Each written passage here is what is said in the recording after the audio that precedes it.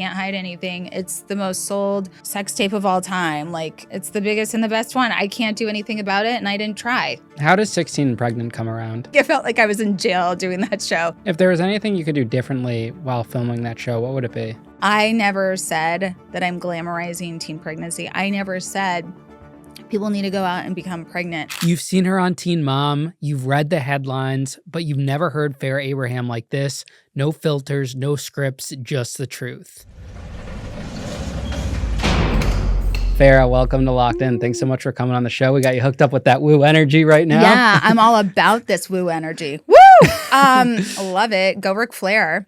And it's funny, we both share the same birthday. We just figured that out. Yes. So thank you for having me, fellow Gemini. I feel also like the TikTok we just did, that TikTok trend was very Gemini. So yes. I never do TikTok trends with anyone, and you got me to do it. Oh, well, I appreciate it. It came out really good. Yeah. I mean, I was probably like the more nervous person. I have to look like a certain way, but yeah, it's good. My girlfriend's going to kill me because she wanted me to do that exact trend the other day when we were stuck in traffic on the highway. Well, hold this for 2 weeks. No, she'll be happy because she was a big fan of you and stuff. So, well, where is she? She should. She's at work, but we'll try to FaceTime her after to get her, so that way you can meet her and stuff. Yeah. You guys were in Salem last night. Salem was amazing. Probably like the best ever Halloween with my daughter. I mean, it's this holiday season, so it's like Halloween, Thanksgiving, Christmas. It's that time of year. Did you guys go just for Halloween, or did you have an event? Oh, for sure. Just for Halloween. That's pretty badass. We just do specific trips all the time. Yeah. And they say you're not a cool mom to her. That's crazy. I think I'm pretty amazing of a mom, but yeah. Now, funny enough, when I first started this 2 years ago, we had like a list of everyone we wanted on the podcast that had like gotten arrested, and you've been on that list, and I'm glad we could finally make it happen. Yeah, it was like you. How was I on this list? Because we just Googled like everyone. This was like before ChatGPT, so we were like Googling everyone that's possibly been arrested, like the bad moms woman, or the dancing moms woman. You came up. Oh, really? Teresa Giudice, who we just had on. There was like just a list of people, and we got you on. Well, I survived without a mugshot. So even though it said I was on this list, I have not had a mugshot. Really? Yeah. You should probably go get one so that way you could sell it and make a bunch of money. My mom, Deborah, she's got a mugshot, and I can never have one. I cannot have one. I think like when people think of their lowest low point and you never hit it, like I know my low point, and that would be like me letting the world win and get a mugshot from me. So they're not winning. They're not going to win. That's so funny. Where'd you grow up, Farrah? I grew up in Council Bluffs, Iowa, Omaha, Nebraska. Shout out to everyone in the Big O. But yes, that's what I love. I love that air. As soon as I hit it, I love the Midwest. Who'd you grow up with? Who did I grow up with? Like my family, like everyone? Who raised you? Who raised me? So I had parents, which was Michael and Deborah, and they were on 16 and Pregnant Teen Mom with me the whole time. They ended up getting a divorce as soon as we went from like 16 and Pregnant to the show Teen Mom. And just things started getting a little, I think like when I had my daughter, which I was 16 when I had my child. So you're like, who raised you? I would honestly just say I raised myself, to be honest. And I had family and public school around me. That was my environment, and like so many. And I think once I had my daughter, I just saw the world in a much different way. But I went through a lot of stuff when I was pregnant, and I lost her dad when I was pregnant. His mom, my daughter's father's mom was suing my dad. And then we also couldn't see each other.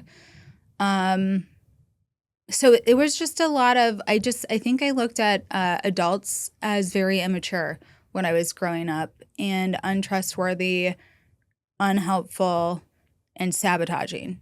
So I guess that's what's raised me. Maybe some criminal activity, a lack of education.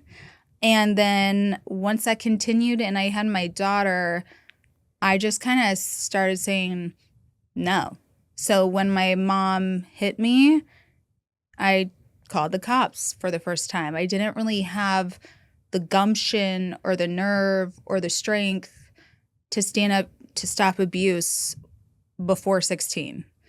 And when I had my daughter, I just was like, I'm not doing this anymore. she doesn't deserve this, and I'm not doing this because I have a daughter. So that really changed my life. And then I started raising myself at 16. Before you had your child, before 16 pregnant Oh, became a okay. thing, before all of that, how would people describe you?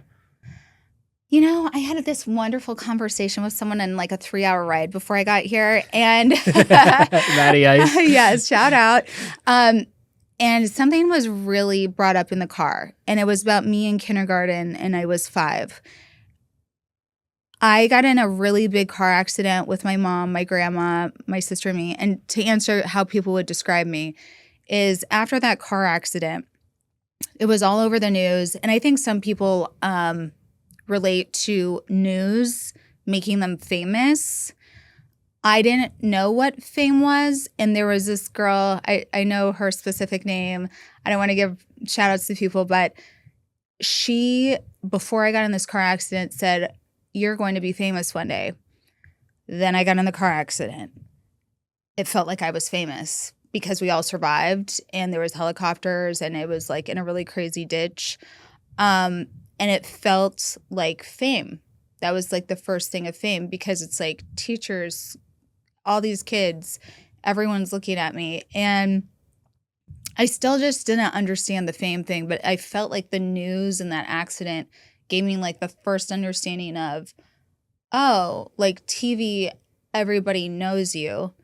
And I think people would describe me as just a very sociable, just like sky's the limit person. I think I just don't believe in limitations. But I don't know what else to describe myself as, because I just had boys with crushes on me, girls all around me, and kindergarten and up, just always being like, "Oh, you're gonna be famous." I didn't understand that, and I think I have to say it like that because my sister didn't describe her school experience like that. None of my friends described their experience, and I didn't understand how these kids in Iowa, like me, even knew what fame was. And maybe that's like a blind spot, because later on in life I realized like I was just raised to not feel like I was worthy of fame, and then fame found me no matter what, of everybody else blocking it from me, of everybody else wanting to take it away from me.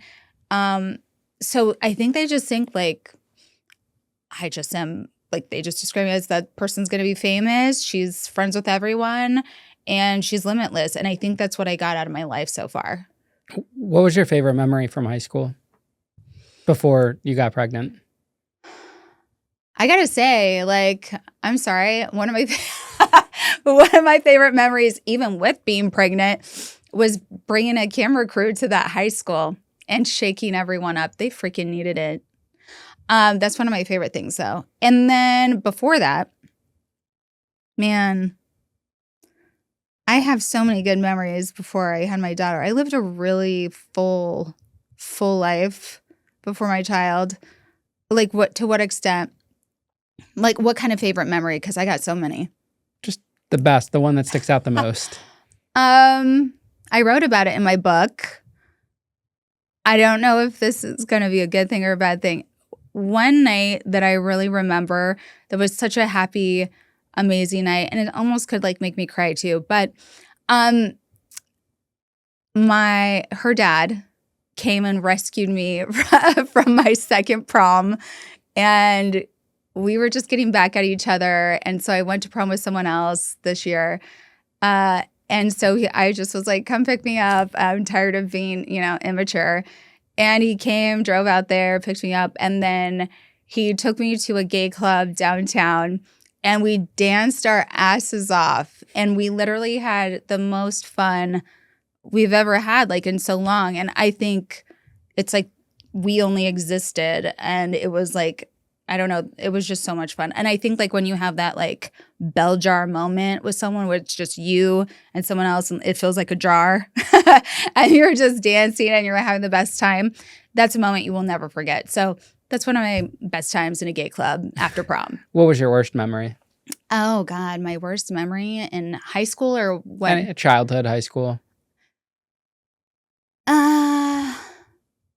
Man, I've had a child in high school.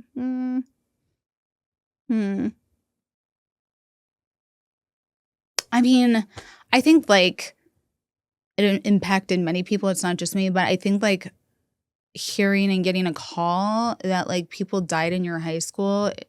It happened to be my daughter's father and one of our other friends who got in a car accident and died. I think like that's one of the worst things that I probably heard growing up. I wasn't really familiar with death in that way prior to that.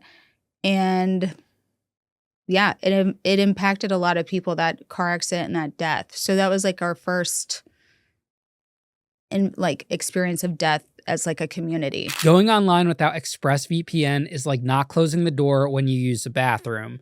Even if you think you have nothing to hide, why give random creeps a chance to invade your privacy? Listen, you wouldn't walk into a public restroom and just leave the door wide open, right? That's basically what you're doing every single day when you go online without ExpressVPN.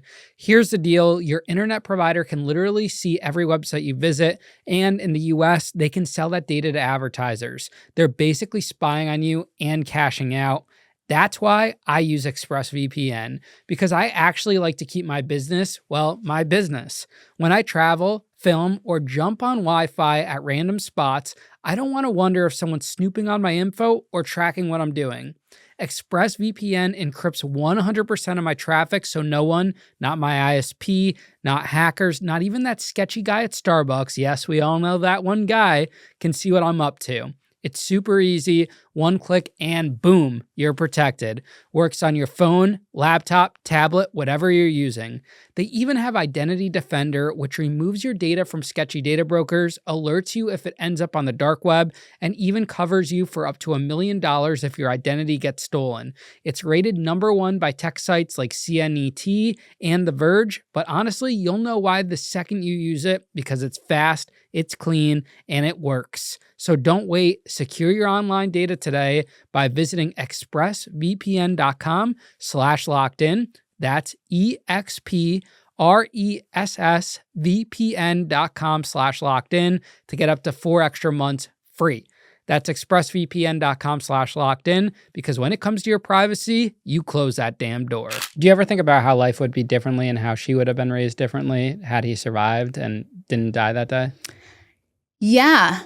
I have so many thoughts about death and life and if he lived and if he didn't, and that's like a mixed bag in so many ways. Where would you like to go with that? Whatever comes to mind. I think I mean, look, I struggled with massive depression after that loss. Struggled with a lot of things because I couldn't talk to him before he died because of court and our parents suing each other. So it's like court was just dropped after his death. It's like, then why did that even matter, and why weren't we speaking? I feel like sometimes when people die, it's like, I don't know, maybe it's from church, but they're like, could you imagine if that person kept living and if it wasn't in that kind of a peaceful way that they died, like their lives would have gotten worse and it could have been more tragic. And I do feel like the turmoil, the hardships that I endured after his death, it was pretty hard to survive that. So could I have done that with him better than how I got through it? I have no idea, because it was just like suicidal thoughts, his mom stealing my daughter out of babysitters, taking me to court, trying to take her Social Security away. Like there was just court, stealing, like it was just so much hardship after that loss that I don't know. It's like, would we have come together or would we have been more apart? And he was already like at some breaking points. His spiritual melody, if you will, was very upset because of his toxic mom at that time. Yeah. I mean, I got to a point when we weren't talking that I literally just like prayed and wished him all the best because I just wanted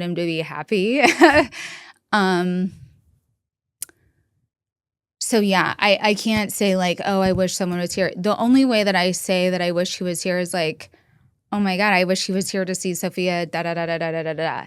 I think that's the hardest thing that never stops being hard. And I do ketamine treatment even for it, is I just will sometimes get these overwhelming, like, oh my gosh, I wish he was here.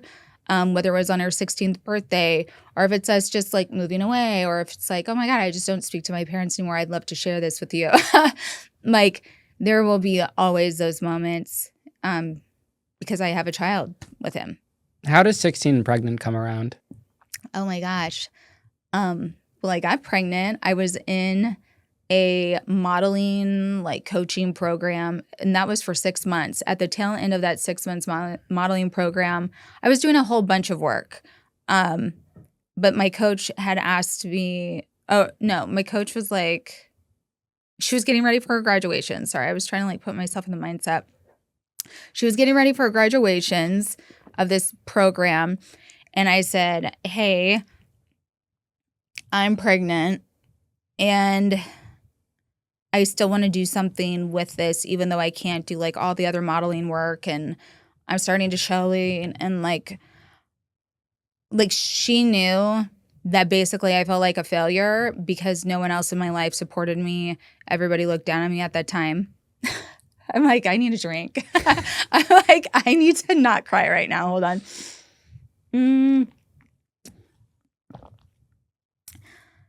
And so she was like, no worries. I will go find you some work. And I'm happy that you told me about this. And there was one other girl, I guess, who got pregnant in that same coaching program. And I guess like didn't really want to do anything or share a story. So her name was Karina. I still talk to her till this day. She's still very proud of me, even through all my ups and downs. And yeah, so I applied there was 3 things for pregnant teens. I applied to all of them. One was the MTV show that was just greenlit, untitled. And I said, like in the casting tape, like, I want to show my story because no matter what, I want to show that you can make it through and like you can make something of your life. It was along the lines of that. And I think I think my casting tape and me back then is on the internet somewhere. Like, I think they show them to everyone or on TV. So that's really how it is. And then I got a call next week. I think like TV in my life to this day, TV in my life has always been like Farrah's accepted. Farrah's accepted. Like Farrah reaches out, she's accepted. And I think like that's what I needed to learn about life is say, okay, like I need help, reach out. Don't hold all the cards like to myself and put myself out there. And every time that I put myself out there, I've been rewarded. So that's something to, think of if anyone's listening and they want to be a part of TV. Out of all the girls on the show, why do you think you were the one that kind of was the front runner and really took the brand to the next level? Because I remember when we were watching it in high school, you were the one that was the most talked about. Oh, do you know what I love? I mean, I know you were mentioning in high school. I love that a lot of people who were in high schools, I did get to go and like speak at different high schools. Funny story about that from last week. But I love that people would use my book or something from the show and then they would like put it on like a poster board and they would do like a project about it. Maybe it was like pick a person and like talk about them. And I still have one saved on the cover of my computer on my screen because it just really encourages me to keep sharing my story. So thank you for bringing that up. And then I was doing a political podcast like last week in Mar-a-Lago, and their head events coordinator came in and she was like, do you remember me? You came and spoke at my high school. I was like, girl, I probably don't. I've been through so much. And I'm sure the high school was just checking off a mark to act like they talked about sex ed or something. And she was like, yeah, that's what it was. But I love those full circle moments because even though I was going through a lot of stuff, I persevered through it and I at least was trying to be sociable. So I love hearing about high school. Okay, what was the question? About why you think, or why would you say that you were the front runner out of those groups of individuals that were on the show? I like that you were saying, like, you took the brand to the next level. Well, I mean, I out of the love how rest you of them, said- I don't know really where they are today. I know everyone still talks about you, but Yeah. not necessarily the others. Yeah. I think there's only one way of that, and that is I pushed everything. When executives told me no, I didn't care. When they tried to lie to me or manipulate me, I didn't care. So I think because I've been adapting my book that I wrote when I was working with them, the girl who I was, who took this brand to the next level of like 16 pregnant and teen mom, like my heart, like I speak of myself in like such different ways because I've just changed so many times over the years.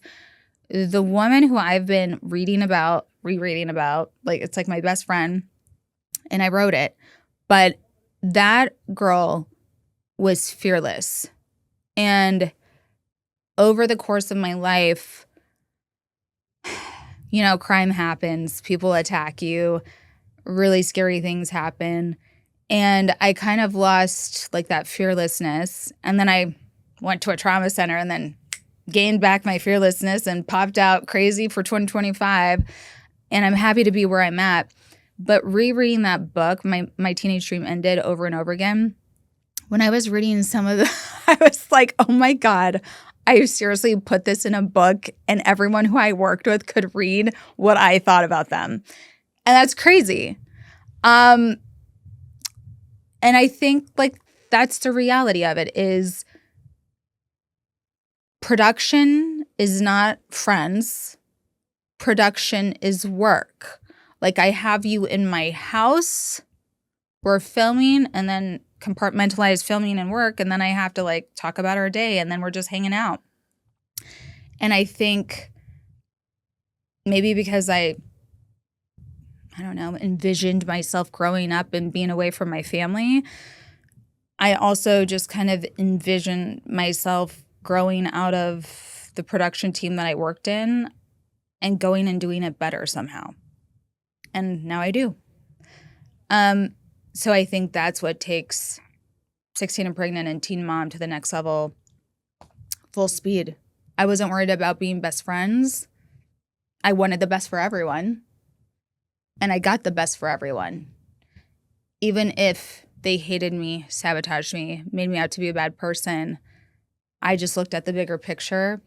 And I think it really made me sad to see adults again in my life hurting younger people. And that happens to be the teen moms in that situation. If there was anything you could do differently while filming that show, what would it be? I wouldn't have men around teen moms. I would not have older males who don't believe in uplifting women in teen mom. And I think after I was fired, I very much made that case loud and clear.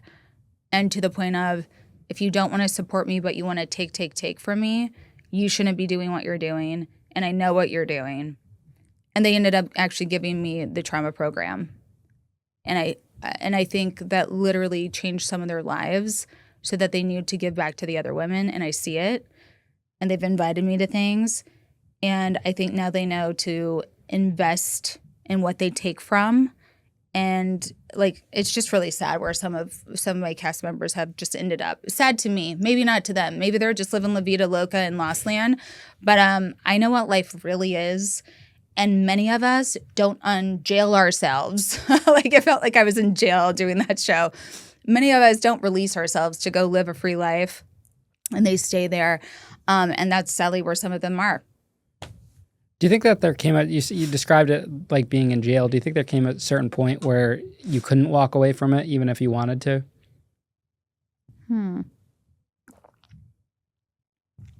Could I walk away with it even if I wanted to? Well, I used to not know how to balance things. I think like this is how I'd answer that. I learned a lot about identity work when I went to the trauma center. And that was the pivotal point of my life. When I was in 16 and Pregnant and Teen Mom OG, Teen Mom Reunions, a million shows just going and going. My identity was so stuck to teen mom. I was so confused. And a lot of people just don't break it down. Like, we have egos, we have self-deception. You get all wrapped in like your identity sticking to everything that people talk to you about. And you stop like not really directing yourself. So at that time, 20s, my entire 20s, my entire teens, my identity was in that. And it felt like I can't walk away from something that your identity is attached to. And many people might do that to say like, oh, like I'm an alcoholic or something. Like they attach their identity to something. Like I'm a teen mom. I attached my identity to something. And when I turned 30 and I was in the trauma center, I realized, take everything off your identity. I owe nothing to anyone. Like I was a teen mom before Teen Mom was a show. And so I guess like my psychiatrist really got me situated in my brain to understand like I'm the driving force behind this and how do I want to be? And then I just pull away. Like I was totally fine getting fired at times. I was totally fine moving on with my life at times. And I keep doing deals and developments without them now. And something crazy this year.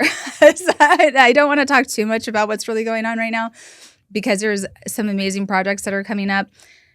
But it's really crazy to think that the bosses who fired you now come to you to try to work with you and have jobs from you. And that's your life full circle. This has been a very full circle year, like 16 and pregnant. My daughter is now 16. Turned out 100 times better than myself. God bless her. She had a different environment. And now my bosses just like want to work with me. It's crazy. But that means you made a world of difference and you totally flipped the script and you got to the other side of life and you won.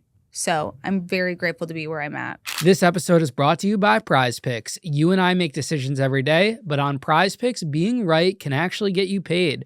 Don't miss any of the excitement this sports season. On Prize Picks, whether you're a football fan, a basketball fan, or a fan of both like me, it always feels good to be right. Back when I was in prison, we used to have our own version of fantasy sports. We'd pick games, debate stats, and the losers would have to pay up with soups or honey buns or that dreaded mackerel. It was all bragging rights and commissary currency, but now I get to make real lineups and win real prizes on Prize Picks. It's the same competitive rush, just without the lockdown part. I've been following both the NFL and NBA closely this season, and it's been wild. The NFL playoff race is already heating up, and in the NBA, guys are dropping 40 like it's nothing. Here's my Prize Picks lineup this week. Josh Allen, more passing yards. After that tough loss to the Dolphins, he's coming back fired up and ready to torch the Buccaneers. Franz Wagner, more points. He's shooting over 24% from the field and averaging 22 a game against Brooklyn's defense. That over should hit easy. And Luka Doncic, more points because let's be real, the Pelicans couldn't stop a layup even if their entire bench was guarding the paint. Prize Picks is simple to play. Just pick more or less on at least 2 player stats, and if you get them right, you could cash in. It's daily fantasy that takes less than 60 seconds to set up, and it's available in more than 40 states, including California, Texas, and Georgia. I love how the app lets you follow other players directly in the new feed tab, see their lineups, and even copy them in one click. Plus, the new stacks feature lets you choose the same player up to 3 times in a single lineup. Points, assists, rebounds, all in one shot. The app is fast, easy to use, and super secure. Withdrawals hit quick through Venmo, Apple Pay, MasterCard, whatever works best for you. For me, it's become part of my weekly routine. I check my picks, make my lineup, and get to talk a little trash to Matty Ice without having to hand over any honey buns this time. So what are you waiting for? The NFL and NBA seasons are heating up, and Prize Picks is the best way to turn your sports takes into real rewards. Download the Prize Picks app today and use code Ian Bick to get $50 in lineups after you play your first $5 lineup. That's code Ian Bick to get $50 in lineups after your first $5 lineup. Prize Picks, it's good to be right. What do you think is the biggest misconception about you during Teen Mom, 16 Pregnant, all of those shows during that time period, your teenage years? Geez, I don't know. I hear so many things to my face every day. Like when I'm when I'm out. I mean, I don't know. When I landed here, guys are like yelling at the airport, like, "You're way prettier in person." And the ladies usually say the same thing. I'm like, so TV really makes me look ugly.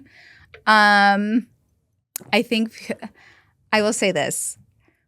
If I'm on an airplane or if I'm out and someone's doing something wrong, and if I like nicely interject myself or stand up for myself, instantly people know it's me. And they definitely know my voice. And they definitely are like, you're Farrah. Because I definitely will like step up. I will step up and be the leader. I will step up and talk. And some people just don't do that in their lives. So I think that's like a mark of, oh my gosh, that's Farrah. And I know that you speak up and I know you argue with people and like all this stuff that's crazy. I just didn't really like have like communication skills when I was on the show early on. So it's sometimes hard to watch. You're also very friendly and personable. Like you came in here, you're a big ball of energy. Oh, thanks. You wanted to make TikToks, look around, do things I'm like having that. fun. Yeah. You don't I'm really living. get that from a lot of, I would say like reality TV type people. So it's interesting to see that side of you in perspective. That's something I wouldn't, watching the show, would have taken you or like in person, Yeah. Yeah, a lot of people are really surprised when they meet me. I don't know.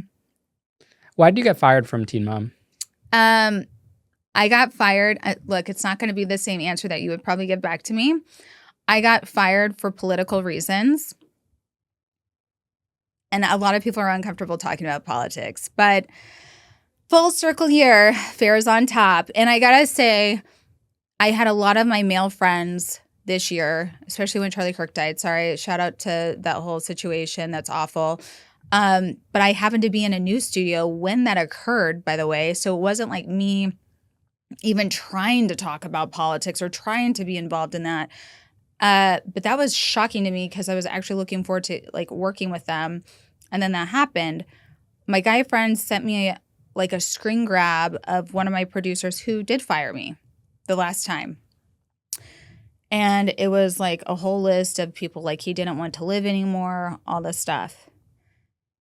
And I just had to post that on the internet. And I was just like, everybody always thought I was fired because of adult entertainment and all this sensationalism. But it was never that. And I think for anyone to be so gullible to not understand politics get people fired, then I don't know what else to say. You can be puppeteered by older adults who hate people, but I definitely wasn't that case. And he couldn't affect me anymore. He couldn't control me. He couldn't lie to me. I had 3 brick and mortar businesses, full-blown, huge businesses. I was traveling and doing 2 other shows in different countries and doing Teen Mom. And yes, me being a sex symbol unbeknownst to myself, because of a sex tape. Shout out to A&E's Secrets of Celebrity Sex Tapes this month. That's out with me. Love that show. That was an amazing show. Everyone should watch that. Like, I just have to say, like, it was political hatred that got me fired. And there's no other way that I could answer that. If I had a lie detector test and a gun to my head, I'd say it was a political firing. Like, that's all I can describe that as. And fake scenes with teen moms that we see today who didn't make anything of themselves being like, oh, I don't want her on this show because of what she's done. It's like, well, then why does everybody else have OnlyFans and they're still on the show? I don't know. Do you think the sex tape changed your life for the better when that came out? Like it brought you to a new level of fame? Yeah. Did you happen to watch A&E's Secrets of Celebrity Sex Tapes by chance? You don't Never have watched to. it. Okay, so I did. I want to just say like what I learned actually. I learned a lot about myself from watching that. Everybody had like their own episode, by the way. So I didn't know there was like, oh gosh, I'm going to butcher some names, but there was a lot of other actors who were even on like hosting TV shows today, game shows. And they had sex tapes and I had no idea. Like, I had no idea that all of these people had sex tapes that were public or some drama because of their fame. I learned that they were very some of them were very similar to me and like, I need to stop who I'm hanging out with. I want to redirect my life. I need to figure out how to live life. I need to figure out how to balance my life with like fame. And I think that is what I needed. I think, like, honestly, Secrets of Celebrity Sex Tapes was like healing for me. I talked about my mental health, everything that I transitioned through. So I do believe that I guess everything happened for a reason because it really helped me become a better me and protect myself. But I also learned like I should share this with other people, and other people should like have people sign NDAs. Other people should protect their sex lives and should protect like their intimate relationships. Otherwise, you end up having so many crazy people doing crazy things to you that I would never want to see anyone else go through. So yeah, like the sex tape did what it did. It's the largest, like it's well known. I can't hide anything. It's the most sold sex tape of all time. Like it's it's the biggest and the best one. I can't do anything about it, and I didn't try. So it wasn't planned when it came No. out? How did you feel when you found out that it came out? God. When people ask me that, I'm like laughing. I probably shouldn't laugh about this right now, guys. I had like I don't know if you realize this, but I had a chin implant in my chin during that sex tape thing, and I was super insecure, very depressed, on antidepressants, like suicidal. That was probably like the last thing that I needed in my life. And I was like hiding my face because I was so embarrassed of my face then. So I'm sorry, like nobody was planning that. No, I had face dysmorphia. It's not funny, but it is funny now talking about it. So when people ask me like, oh, did you plan that? Like, did I plan showing my huge ass chin to the world? No. Did I plan on being depressed and feeling like really unloved and like insecure as shit and showing that to people? No, I didn't. That was like, I watched that in like sex trauma therapy with like one of my therapists. And it literally just makes me sad for myself when I watch it back. And I understand like other people have like their own weird things, and relationships and couples always bring that up to me. But I just look at that as like, whoa, that's a sign that I need help. And I did. I got baptized right after that. How'd your mom react to it? Because I know you guys already had a tough relationship from the show, at least what was on camera. Yeah. She like, I don't know. She's just like, handle it. You got to take care of yourself. That's it. My dad was like, if you need me to come with you while you're dealing with stuff and help you, I will be there. And he was. I don't know. I also like how they dealt with the sex tape was like, whatever. I don't know. It's kind of telling. To me, it's like telling also like when criminal stuff happens to you, like if you're severely assaulted like I've been, and then I have to eventually tell my parents and how they act. It's you can tell like the level of narcissism that you were raised around was unhealthy for you. And then you can also tell like some people who don't step up and turn in criminal activity, they don't know what to do when somebody else stands up to criminal activity. So I think I'm just very like opposite of my parents because I don't know. Maybe it's my ADHD. I just really believe in justice. Do you think you still would have went down the path of OnlyFans and all that if that sex tape never came out? No, but it's like once your nudity is out there, it changes the laws. You can't put the genie back in the bottle, and you have to very much take care of like your rights, your will, your consent laws. And I'm so grateful that I just kind of have just kept talking about that over time. Because people were like allowing so much nudity online that I was like, well, if it was such a problem, such a crime, such an issue, and people didn't want this, then we wouldn't be seeing nudity online. But somebody's allowing it, somebody's liking it, and it is out of hand.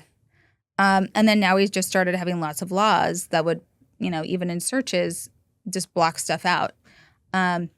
So I'm appreciative of how everything has kind of escalated along. But if I didn't have all of those sex tape issues, then I probably would never have felt the fierce sense to regain control over my sex life, my consent, like for my body. And I think like you have to have that kind of in this day and age where like people can just lackadaisically just like look over your consent. But that's like law number one. If you could take that sex tape back from ever being released, would you?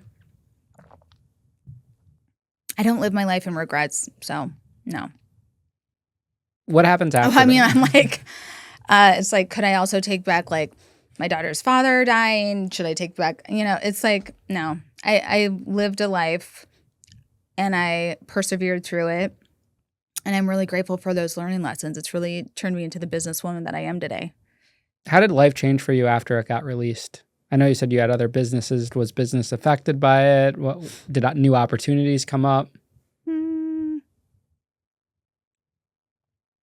I mean, people were just so in sensationalism of sex that like, I was just like, Jesus, our world really is just focused on sensationalism of sex. Like,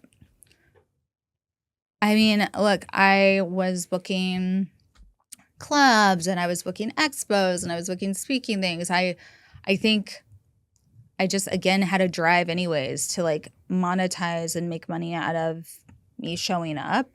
And I don't know, I was part of comedy specials, different shows. I mean, I think just things came about. I mean, no one's going to say no to someone who just like has hard money facts and they're like, damn, I want some of that money too. So, I mean, I get it. What was it like from a parent's perspective? How old was your daughter at the time? I think she was like 5, 4. I don't know. I think kids love money. I mean, that's all I know. Like, she's not around me when I'm having like a mental breakdown, I don't think anyone wants their children around them when they're having suicidal thoughts and mental breakdowns and they need to feel like a sense of relief. And they handle that in very horrible ways for their self-value and worth and their esteem. So, yeah, my child was never around like when I was having like just mental breakdowns. But when I got my shit together, got myself together, I definitely, here's a whole stack of cash, and kids love cash. Like, kids love money just like everybody else does. It's not just strippers who love money. Everybody loves money, even kids who have no concept of money. Were you ever worried about her getting bullied or picked on? When? Because of the sex tape and everything that came after? No, I think if I made it through public high school, I mean, what's really gonna bully me, depress me after that? I mean, honestly, like, everybody knows, like, they're like, oh, what do you think of all these negative things that people say about you?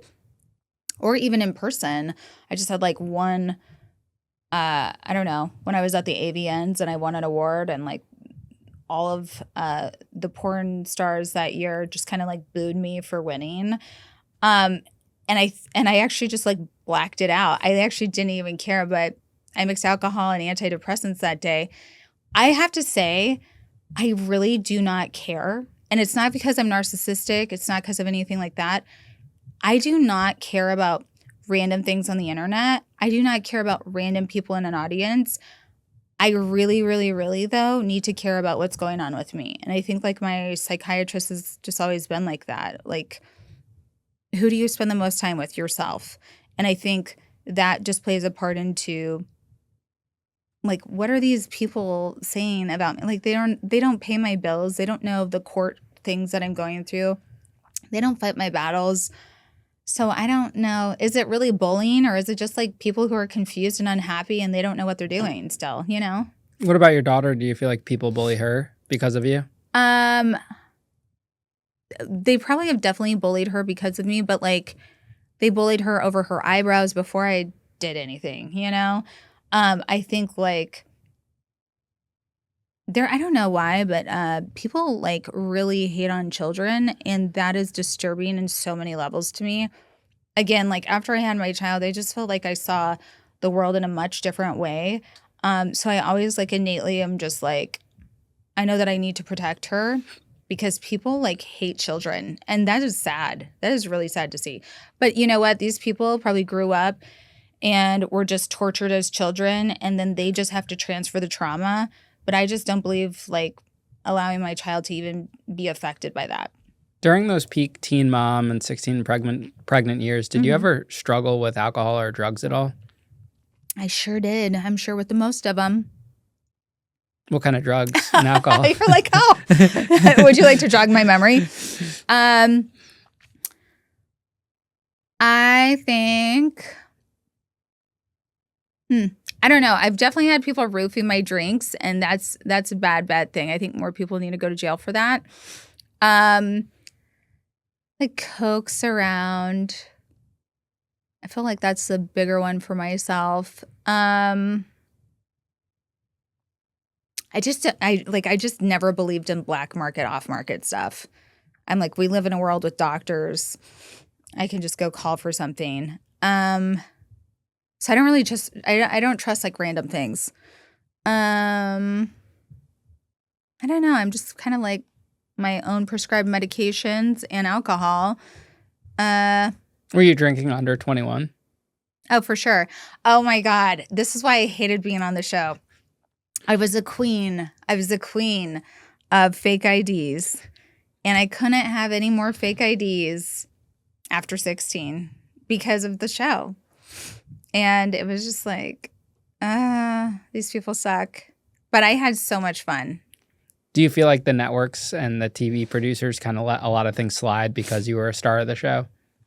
No one was ever easy on me or ever really nice to me. So I think that's confused because I think like a lot of people are like, oh, that person's a star of this cast. There is so much hatred that comes with that and so much more hard work that comes with that like people are not nice to you. And it's just a sad industry. Like people, the majority of people in entertainment, they want fame. It's something they chase rather than attracting it.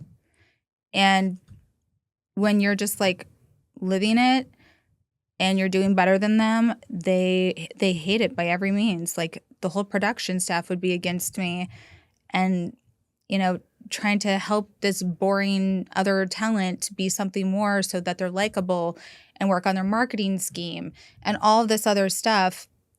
And I kept seeing that and seeing that and seeing that. And I was just like, wow, it would be nice over here to have that help. And then when I realized they started paying other people more than me, I was like, wow, that's how they feel about me. So yeah, there's a lot of hard things that come with being, I guess, like the best talent out of a cast. And then, yeah, one day you just strike a nerve and I'm like, you're going to pay me double and I'm not showing up until it's this. And so then you kind of see me get demandy because I actually know like all the backhanded stuff that was done to me. Do you think those shows at the time promoted getting pregnant that young? I don't ever think any show that's showing all these pregnant people all over the world are promoting pregnancy. Because it seems like at that time it created fame. Like you look at Jersey Shore, people were excited by that and wanted to become that. So I was wondering if, that kind of had the same effect with maybe some of the young girls you met that kind of maybe idolized you at that age. I mean, that's also like people say, I see school shooters on the news and they have fame and they're talked about. I want to go be a school shooter, so I'm going to go shoot up a school. That's true. Are we glamorizing school shooters? No. I'm just saying. I never said that I'm glamorizing teen pregnancy. I never said people need to go out and become pregnant. I think what I have said is there needs to be more support and inclusion for contraception for all. I think I've said more support towards early and unplanned pregnancies because there's no end to them. I think I've said that. So I'm sorry, like if you have like the top TV show, if you're like the number one on the wish list for all news stations, it's because people want more from you, and there's nothing wrong with being on covers of magazines. There's nothing wrong with going on radio tours. There is nothing wrong with that. And it's honestly, I'm sorry if anyone just says like I'm glamorizing teen pregnancy to any sort, which was a lot of celebrities actually. And they were just all jealous because they wanted to be more famous. Their marketing tactics were failing at the time. We weren't paying for marketing or tactics. They do. And some of them have worked very, very hard at like all these marketing schemes to I don't know, have this fame attribution that they like live for. So that's really what a lot of that hatred and like glamorizing pregnancy stuff came from back in the day. Tell us about your arrest that made headlines when that happened. Which one? The first one, the very first one that kind of blew up on the internet. I think that was, I think a lot of people go through this actually in their 20s. I was actually trying to help my sister, and we were out downtown, and I just went to go move my car to go pick up my sister from the bar. And yes, there was a whole stream of cops there. I didn't think I was doing anything wrong, but they claimed that I was drinking and driving, and I wasn't. So I actually just put my key in the ignition. I wasn't even driving yet. And they said that they were going to take me to jail. That's my first time of like, I had to go sit in a jail, and I basically was like really rude and crazy because I was like, I wasn't driving. I put my key in the ignition and I was parked, didn't even move yet. And then he's like, I'm giving you a DUI. And I was like, okay, let me blow your blowy thing. And there's no alcohol in my system, and I've got to go, and I'm sick, and I'm not staying in here all night, so it's not happening. And that's just really like, I was like crazy. And he's like, okay, I'll let you go, but I'm impounding the car, and you're going to have to pick up your keys in the morning. So like, it was just such drama.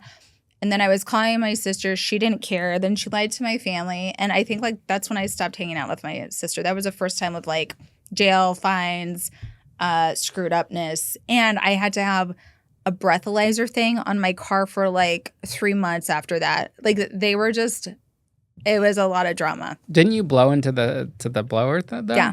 And was it positive or negative? Oh no, it was negative. Everything was negative. So then how'd they still put the interlock in? Oh, I have no idea. I mean, they just attach it to your car and you have to have it for however long. I mean, like I got a lawyer involved in everything. It was just like the stupidest thing I've ever seen. Honestly, a lot of stupid stuff happens when like people recognize you. Cops definitely recognize me. Security guards do. Security guards love to scam. They like to show up to work and then like attack me and then sue me. So now I just stopped going out to dinners or anything like a club. I just stay away from it. Are you referring to that incident you had at the nightclub that you got arrested for? Which one? The one that made the news. I think there was just one that made the news with the two bouncers or something. And they said you assaulted them. Oh, well, yeah, that was the latest one. You say it so casually. And then there was another security guard at a hotel who tried to do the same thing. And yeah, they would hold me in jail and try to find something on me, and there was never anything on me. And like I've never been guilty of like what they're saying. And it's almost like self-defense doesn't exist anymore, sadly. And everybody who wants to scam, show up to work and like attack public figures of any kind, they get away with it. It's like we need to stop letting criminal activity get away with that. I don't know. It's been crazy lately. Why do you think that these security guards are scamming you? Like, what's the scam? How do they do it? Okay, I'm a security guard. I'm going to go apply for a job. I'm going to go work. And I know it's my job to break up fights. But if I harass someone enough and I'm not securing anything and someone acts out because I'm around drunk people, I'm going to sue them. I'm going to call the cops. I'm going to sue them. That's the scam. They show up to work to full on do that. And that's what happened. Happened to Cardi B. It's happened to me multiple times. Cardi B just won that lawsuit, I think, right? I've also won mine. So what was the situation with yours? Well, I was actually like kidnapped. So the guy handcuffed himself to me and I couldn't get away. The security guard did. And I was literally yelling at the top of my fucking lungs. Yeah, with my face in the ground during COVID. Yeah. And where did he bring you when he handcuffed you? No, he like pushed me into the ground on a public sidewalk. So I actually was getting away from them. So I had been trying to leave this restaurant where I had dinner at. I was with 2 other people. The one other person that I was with, she was a female. She got severely hit in the back of her head. And I I basically was I was like, stop looking at me, stop attacking me.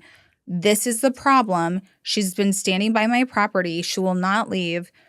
And like, I do not like, does someone bully me? No, not even at a bar. And I like stood up for myself. And then the person I was with like turned and said, stop, we need to leave, was kind of almost blaming me. When she did that, the other girl like severely impacted the back of her head. And then they let the security guard who sued me and the other one who harassed me, they let the criminal go who like really hit someone, really battered someone. And then I was just like, leave me alone, stay away from me. They took my purse and my phone, and I said, give me my stuff and I'm out, just trying to leave. They refused to give it to me. There was like, again, like 20 people on me, and they just start acting hostile. And so then I started trying to get my space, and it's on the cameras like multiple times. I'm like, get away from me. I don't feel safe. Stop touching me. And this one black female security guard just kept chasing me around and harassing me, and I ran into a pole. I felt completely blocked and like caved in, and so I lost my shit. Like I was like, I went fucking crazy in self-defense. And then so you're like, how did they handcuff you and how are you on the sidewalk? So from that point of when I felt like completely chased, stuck into a pole and like get away from me and like acting crazy now, I had to reach in a whole pile of the security guards to get, and it's like I love the camera footage. Actually, I'm like writing about it in a book right now.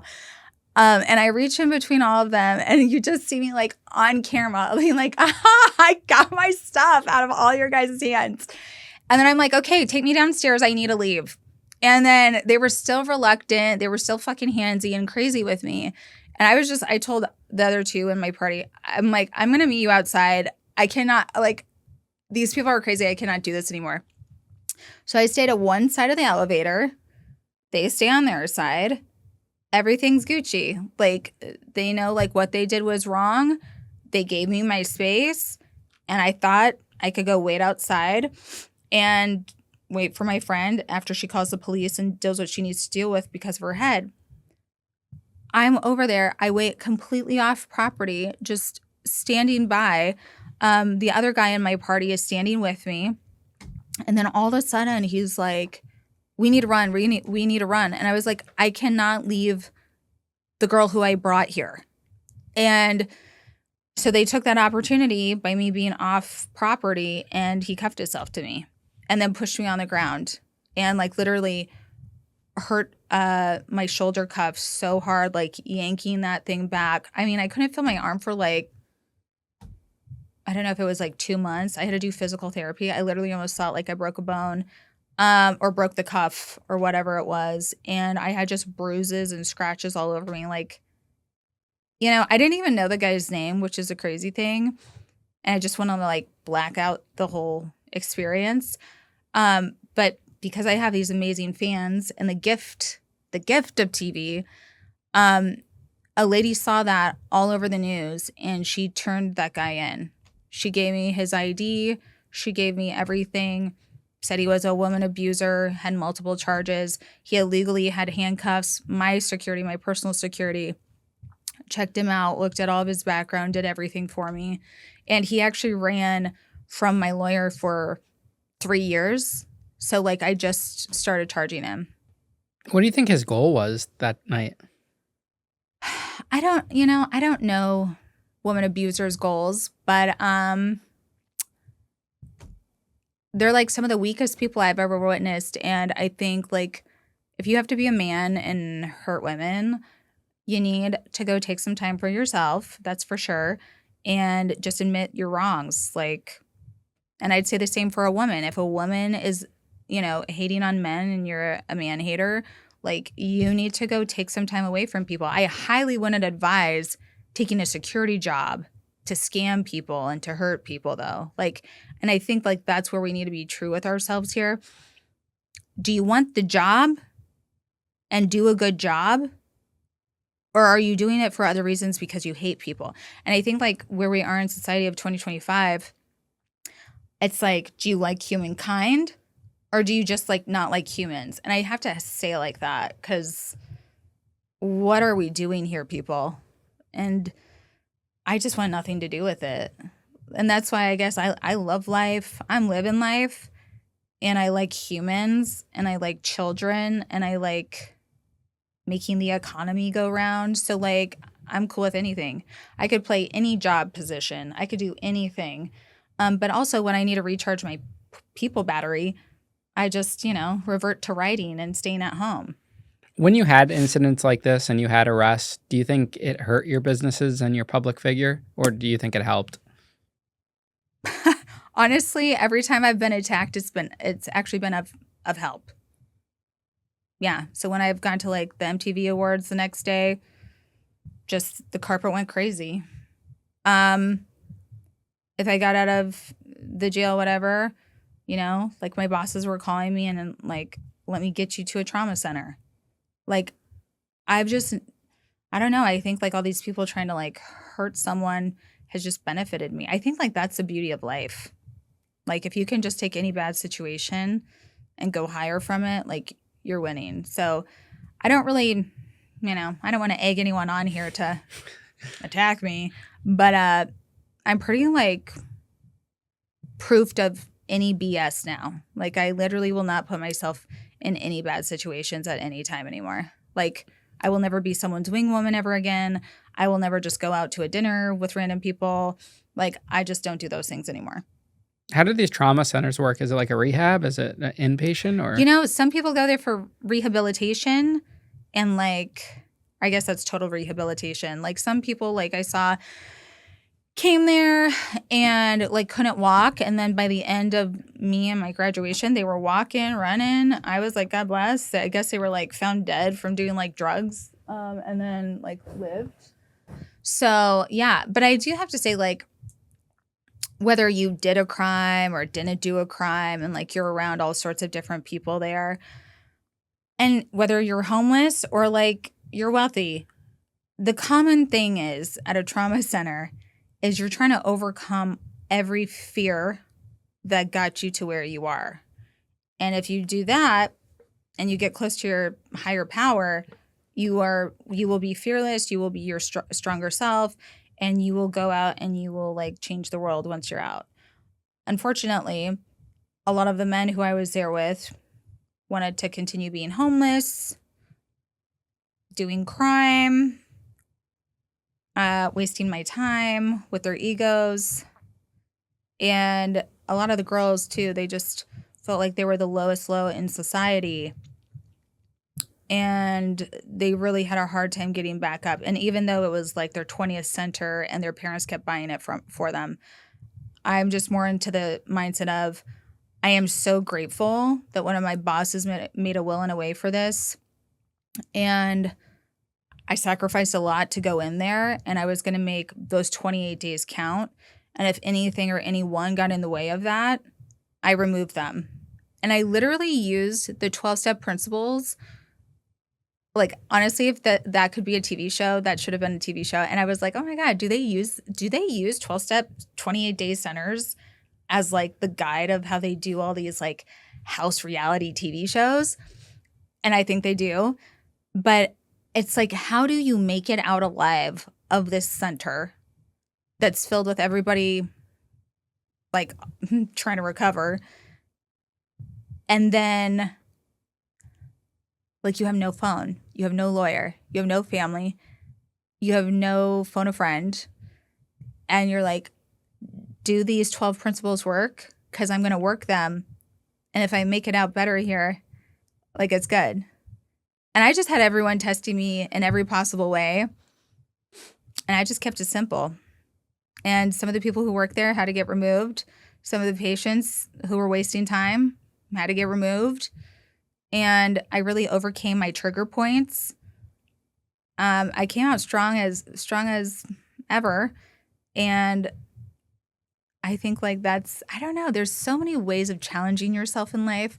So I highly recommend if you ever get the opportunity, it's such a gift to go to a 28-day trauma center. And it could be based in 12 steps and it could be based in Christianity or it could not.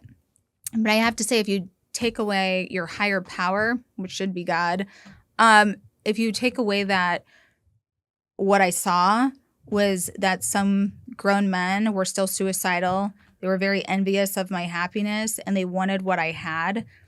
And like, I'm just saying, this is what I have. And if you want it, you can have it, but it's within yourself. And some people just keep reaching outside of them for everything that they need within them. Tell us about your most recent arrest with the my most nightclub recent security. arrest. How I dodged all my mugshots. Yeah, that's still perplexing to me. You got to be the only well-known person that's never had their mugshots blown out. Yeah, like they're trying to get me. No, that's a plus. But have no fear. Farrah Abraham's here. What was my? You said my recent or the most recent arrest. I'm like, I need some more energy drink. The nightclub incident. So that was a restaurant. That was like the bar. I think so. It's called Grandmaster Recorders. Some people were like, "You were at the recording studio. You were at the nice club." I was down from my penthouse. I walked right down there and went to dinner. And then I actually felt like I was being set up because they were like bringing me special dry martinis. And like even the guy and the girl who I was with at this dinner, and they were industry colleagues, they're like, why are you getting special drinks? Like everyone was very suspect. And then they're like, you need to go upstairs and see our brand new bar. Like you need to. It's like, could we say no? And so we all go up there.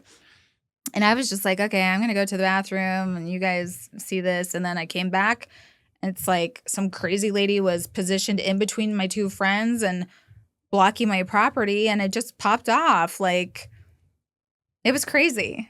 I mean, honestly, it's like nothing. It's like people blow things into like next year with me around.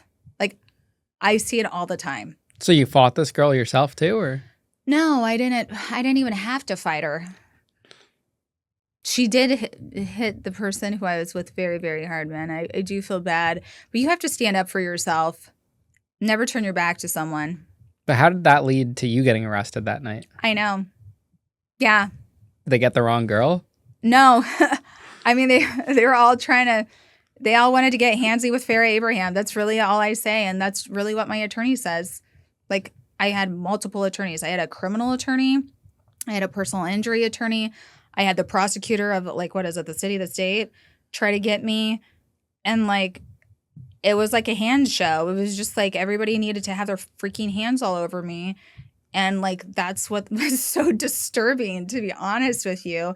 And even, like, that guy who, like, put his cuffs on me and cuffed me to him, it was just like his fucking hands were everywhere. It was just like, they're disgusting. I'm sorry. Like, I get so disgusted by all this shit that I've gone through. So when the cops come, don't you try to explain that it wasn't your fault? When the cops come, by the way, I had no way of getting out of the situation that I found myself in. And I just knew I needed to keep, just so you know, like I knew because I was being recorded. And I knew that I needed to keep moving and show that I do not consent to what is going on. Never give up, people. And so you see me like I keep moving. And I just was like, freaking don't have my mace. I can't do my self-defense that I know. I'm like, and I'm just like, dude, I'm going to just talk to God. And honestly, then I got relief. Cops there in 2 seconds. The lady's just like, stop, touch her, get these cuffs off. She's like, I'm going to get you in a car so you're safe. I say like where my stuff is. She goes and she's like hunting for all my stuff. She's like, I can't find your earrings. They're probably like in the ground somewhere. And like, I was just so grateful for the cops. And then like the male cop was just like, okay, what happened? Like I was crying, just so you know. I was crying because I could feel how damaged my shoulder was. And then after me like trying to tell him like what happened to my arm, and the cuffs and all of this craziness. He's just like, okay, I need to know the races. What are the races of these people? And then he's like, is this racially charged? Like, who are you? And then he's like, okay, so like maybe this fed into it. I mean, it's a lot being a cop and showing up to like a freak show, basically. It's like, why did this even happen? Because people are crazy on the job, which I actually have to say, thank you for being crazy on the job. To all the security guards out there, thank you for being crazy on the job, because then I get to go sue the insurance, your security company, and who you were working for, the restaurant, and I get a payday. So thank you. So the cops took you to jail that night or gave you a ticket? So yeah, she was like, basically because they called the cops on you, like that whole thing. You know, it's always you're guilty until proven innocent. That's a problem with our society. You could have the criminal do all the bad stuff to you, call the cops on you, gaslight you, lie about everything that happened. Highest form of abuse in our society that we allow. And then you have to go to jail. So, I mean, it's not like I could get my hand uncuffed and call the police for myself. But also, I love the camera footage of everybody else turning this into TMZ, because I see my own people who I came with. The guy just runs away, doesn't help me. He could have just, like, seriously saved me. And then the other girl just recording. So it's like, wow, do I need extras as friends in my life? Do I need stand-ins? No, I don't need any of these people anymore. So I don't do it anymore. Did I miss it? Yeah, whether you went to jail or not. I did go to the jail. She just checked me in. So they put you in handcuffs, removed you from the restaurant? I don't even think she put me in handcuffs in the car. She just put you in the back of the car? It's like she saved me. And then I just walked in with her. She's just like, I can't find all this stuff of yours. She's like, I have to run the background check. And she's like, I'm going to take you home. And she's like, you're good. There's nothing on your record. You're fine. Like, and then I just called the cops again. I actually got back home to my penthouse and I was so distraught. I was so upset about what happened to me. I just called the cops again, and the same cops showed up, and I was like, no, I'm not going to have this happen to other people. I'm going to make my own report. And so then she added it to the report, but they knew I was upset. Wait, so you never got charged that night, but then they slandered you all over the news saying, oh, yeah. That's crazy. Yeah, okay. Like I can't even get enough of this. Like when someone says I like gave them a black eye, and on none of the camera footage, it shows me touching nobody's eye. It's insane. And also she like claimed all this stuff about her eye. We had to have her go to an eye doctor. And the eye doctor even said none of this happened on that incident. She had like some other car accident and it impacted her eye. Like, she was a complete psychopath. So what do you do about the articles? Can you do anything, or do they just stay up there? No, and I also just say to, like, their attorneys and anybody else who tries to, like, represent me and not stand up for what's right, I'm just like, the damage has already been caused, and if you do not leave me alone, I will totally go after you. But it's like rubbing two quarters together. I'm not going to get anything from anyone who doesn't have a job and needs me basically for money. So pardon me. So yeah, that's why I always say thank you to these mental crisis security guards, because now I've realized from them trying to sue me how to actually sue who is negligent for training and hiring purposes, which is their place of employment, their security company, the restaurant, and their insurance. So if anyone out there is listening to this, I think you just need to take the bad with the good, and it will all work out. What do you think's the weirdest thing a fan's ever done to you? I don't know. I love my fans. I love my supporters. I don't really call them fans. Or maybe not a fan then, maybe like a follower or someone that's creepy. What's creepy anymore? I think the creepy creepers are my haters. I mean, I don't know if they're fans, but... All right, so what's the worst thing a hater's ever done? I like the creepiest creep is the haters. I mean, the supporters are like everywhere where I need them to be and supportive. Like, if I cross the border the wrong way, they're right there to get me back. Like, it's so crazy where I've been around the world, and it's like, oh my God, Farrah, like, I'll be in the Maldives. They know me. I'll be in Fiji. What's up?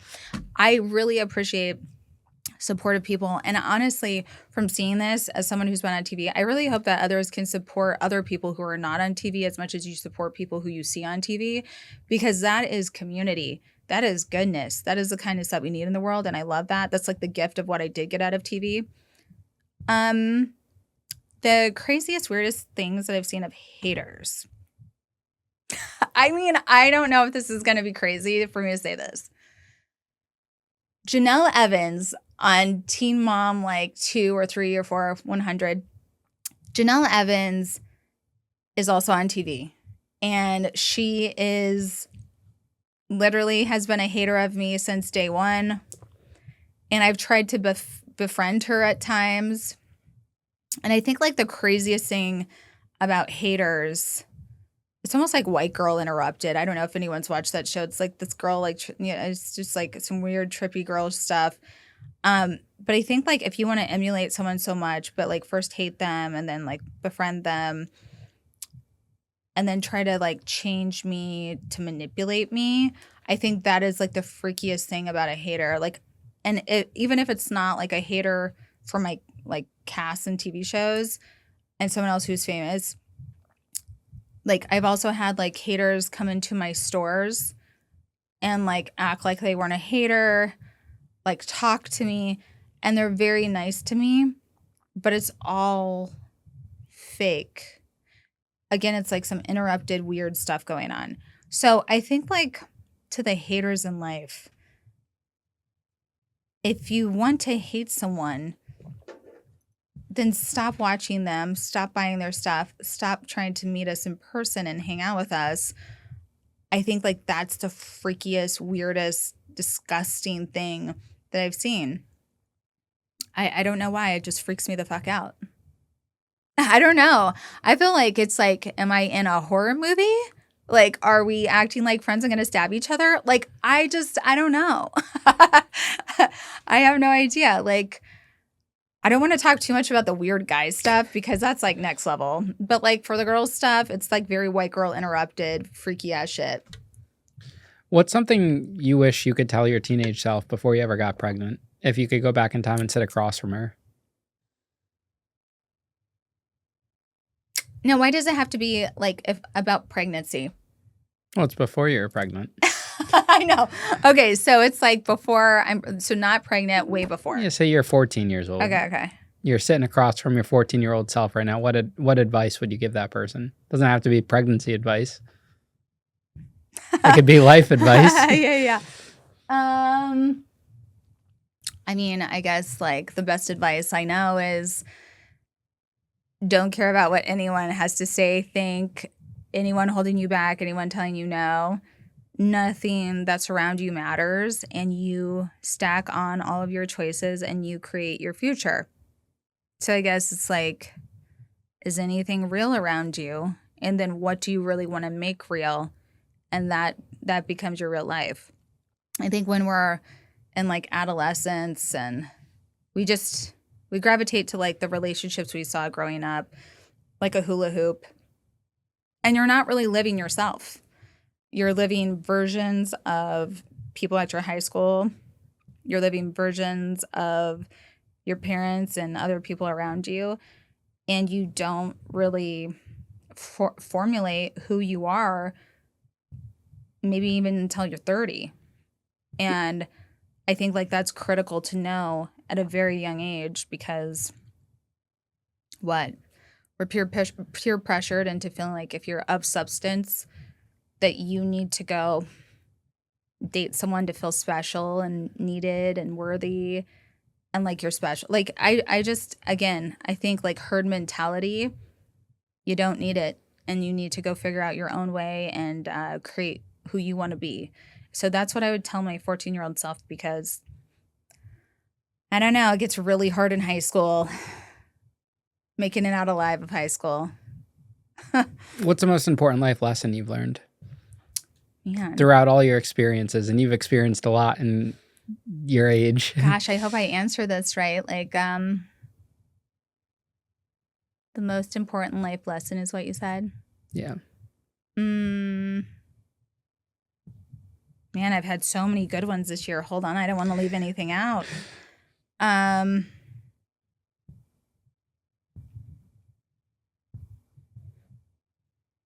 dude, this is like one of the craziest years of my life, I swear. Um, I don't even know. So I got one about education, which I think is needed for everyone. Education has turned into a deceptive marketing practice. So, like, the biggest life lesson that I've just totally labeled so I understand it and I stop forgetting it. By the way, everyone, I have like an attentive disorder. So I forget stuff and I have to like write it down.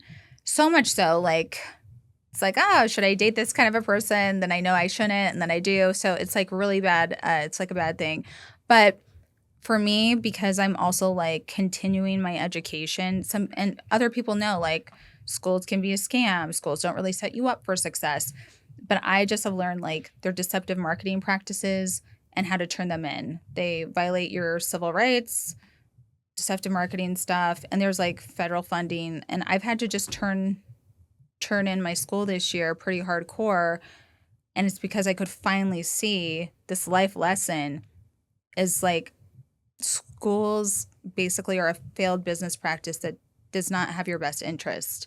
And you have to really, really, really push to change that. So that was like the biggest life lesson on education this year. Some people just skip it. Some people are just like, I'm not going to go through the abuse and like the financial wear and tear of school. For some reason, I was missing that. So I had to go back to it. And then there was also, yeah, I think like the whole full circle thing this year, like a life lesson was seeing like as a parent. So that was like my education life lesson that I'm really trying to get in my head because I don't want to lose sight of what that is so I can overcome my JD program.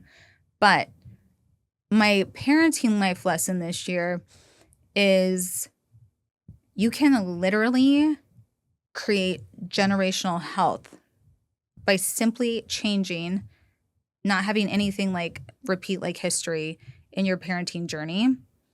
And it's like it just comes from not having control problems and also like befriending the process of parenting. It's not about being a friend to your child, but it's about befriending that process of parenting that I think I learned as the ultimate life lesson of parenting. And I don't know if that even makes sense to people, but I often get moms and dads when they talk to me about parenting and or haters online when they're commenting on things that we post, me and my daughter, they think either I'm a best friend, irresponsible parent, or something else. But most of my mom friends or people who I run into in real life, they're like, oh, it's so much work. It's so much work to like be a mom. And I think like like even if like you go to a job every day, how do you keep going to that job for like 90 years? Like how do you serve someone else and befriend the process so you can continue to serve not only them but yourself and get something out of it? It's almost like a mentorship program. Like when I mentor people, I get so much out of it. And I also just feel like you're doing that. You're a guide, like a yoga guide, as a parent. And that changes your whole life dynamic and you create generational health. And I think that's beautiful because I did not have that. So that's like the biggest life lesson on parenting. So education, parenting, and then, yeah, the work thing. If you actually show kindness and breaking a cycle of like use and abuse in work, and you keep leading it, then your old bosses will come around and want to work for you. And you, like, again, you've won. Like, you've really broke the cycle and you've learned the life lesson that love is stronger than gaslighting and abuse. And you're creating a great work culture. I don't know. This year's been so full of insights, not only just for like education, parenting, business, but also in crime. And like I've been doing really well at like my court cases and my lawyers and like dealing with insurance companies.